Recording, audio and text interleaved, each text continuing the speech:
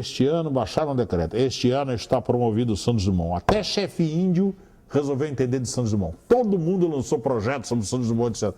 No ano que vem ninguém mais lembra de como Santos Dumont no Brasil. E o paulistano é exceção.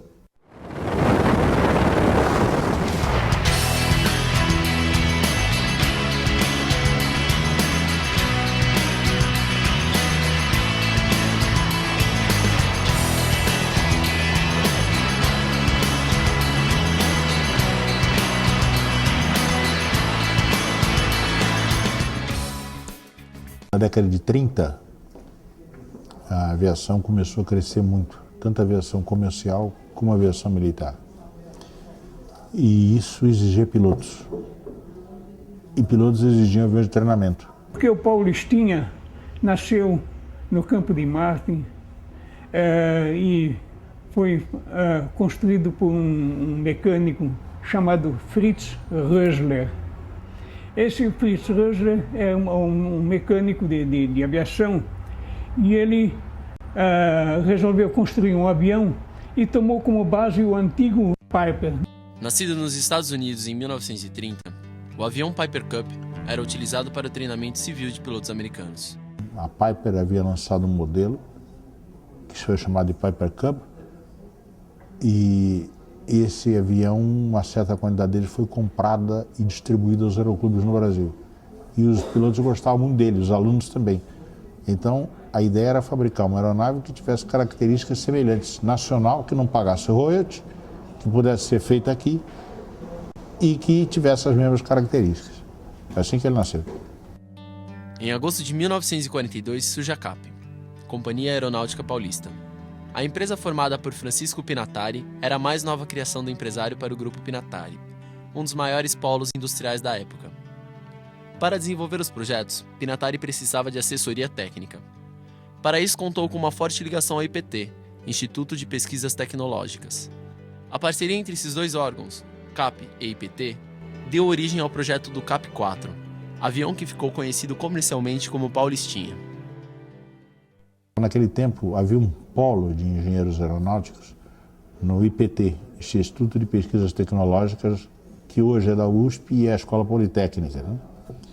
E esses engenheiros é que foram contratados pela CAP para fazer o redesenho da aeronave. Meu primeiro trabalho foi adaptar o trem de pouso do novo Piper ao Paulistinha antigo, né? E tive a oportunidade de fazer o primeiro voo. Ele é desenhado para instrução e para observação aérea. Ele foi usado inicialmente pela aviação militar como avião de observação. O Getúlio Vargas lançou uma campanha chamada Campanha Nacional de Aviação. Quem foi o grande promotor dessa campanha, quem fez o oba-oba dessa campanha, foi o Assis Chateaubriand, que era dono dos Diários Associados, que usando os métodos da época, achacava industriais, empresários, etc., precisa ajudar o Brasil, aí o governo vai ver com bons olhos, aquela velha história brasileira, né? Então as empresas davam dinheiro, iam com essa arrecadação de dinheiro, que o próprio governo também juntava dinheiro, então eles tinham condições de comprar dos fabricantes uma grande quantidade de aviões que eram distribuídos aos aeroclubes. Os pilotos ficaram satisfeitos porque o avião foi distribuído pela Campanha Nacional de Aviação daquele tempo, né? Então eles recebiam o avião gratuitamente. Então só isso já era uma maneira de ficar contente com o avião.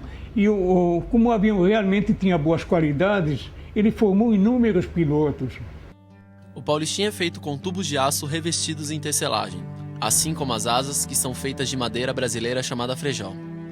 Em meados de 1944, a Companhia Aeronáutica Paulista chegou a produzir um Paulistinha por dia e, até ser fechada em 1948, produziu cerca de 775 aviões.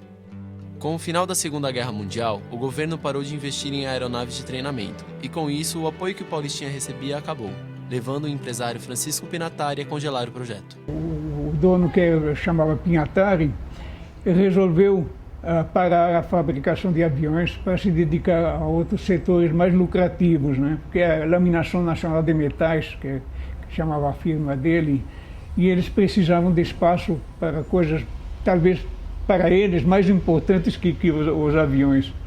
E aí o Paulistinha foi transferido para uma firma nova chamada Neiva.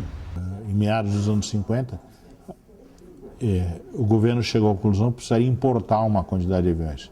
A linha da CAP estava parada. Mas tinha uma empresa, de um empresário, de um engenheiro chamado Zé Carlos de Barros Neiva, era a Sociedade Neiva, que tinha começado no Rio de Janeiro e que tinha mudado para Botucatu. Essa empresa fabricava planadores. E o Zé Carlos de Barros Neiva soube que o governo estava pensando em importar um lote de aviões dessa classe. Então ele chegou lá e disse: escuta, mas por que vai importar se eu posso fazer? O que você vai fazer? Fazer o Paulistinha. Faça um acordo com o Pinhatari, assuma os direitos e volta à produção da aeronave, moderniza a aeronave, volta à produção da aeronave. Neiva aproveitou o desenho básico do avião Cap 4, modificando apenas alguns instrumentos no painel de controle, cauda e outros pequenos ajustes, como a troca do motor Franklin de 65 HP por um Continental de 90 HP, tornando o avião mais rápido e atualizado, batizando-o com o nome de Neiva P-56. Depois melhoraram o Cap 4 e fizeram o P-56, justamente com motor um pouco mais potente, com 90 cavalos, que é o que vem até hoje mantendo, infelizmente, as poucas escolas de aviação, porque os custos são altos e o Paulistinha é de uma manutenção barata. Então, ele é que continua praticamente formando pilotos e é o que realmente ensina os pilotos a voar. Qualquer idiota pilota um Paulistinha. Não tem mistério, é um avião muito simples. A dificuldade de pilotar um Paulistinha é como pilotar o outra leve hoje. Não tem mistério nenhum. Um avião fácil de pilotar, sem vícios.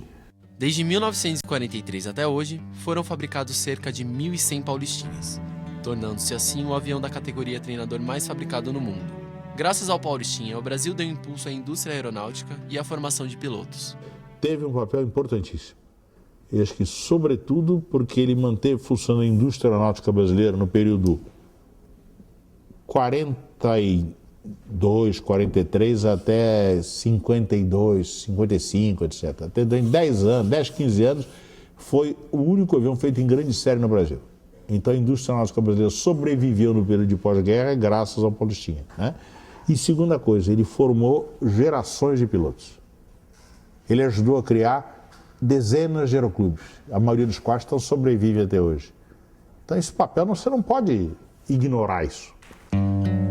Atualmente existem 100 Paulistinhas ativos treinando pilotos nos aeroclubes do Brasil. O Paulistinha, além de marcar a história da aeronáutica brasileira, é um avião que ainda vai marcar a vida de muitas pessoas. O Paulistinha não acaba, a não ser que acabem com ele. O número de aeronaves que são desativadas todo ano é mais ou menos compensado por essas reconstruções e pelas réplicas modernas que estão fazendo usando a planta original.